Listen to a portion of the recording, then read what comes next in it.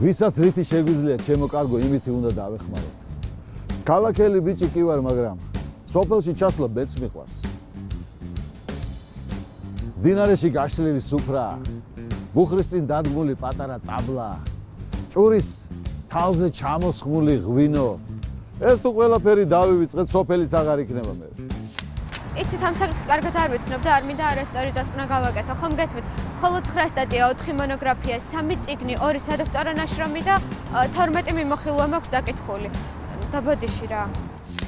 მე მაქვს სოფელი.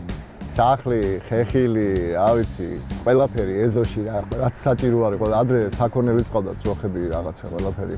ხო და მე ეს ყველაფერი მივატოვე და ეხლა აქ ქალაქში ტაქსაოფაგე რა.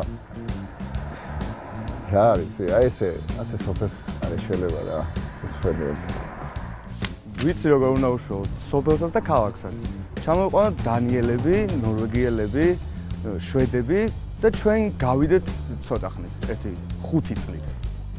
აუ, ხო რა, უშველოთ რა. თორემ ნატურალური პროდუქტი საერთოდ აღარ იქნება. აი მე სხვანაირად არც ვიკვებები. უკოფეინო ყავა, ულაქტოზორძე და შრიმპები. ქალაქი ხომ ააშენეთ და ახლა სოფელს მიადგეთ.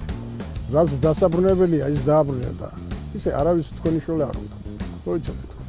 ხო. მასე ვერ უშველებთ, როგორც ეხა ვიქცევით. სოფრებიდან გამორბივართ. იქაურ მიწებს უცხოელებზე ვყიდით. მიწა სუნთქავს. ქართული მიწა გრძნობს მინულის.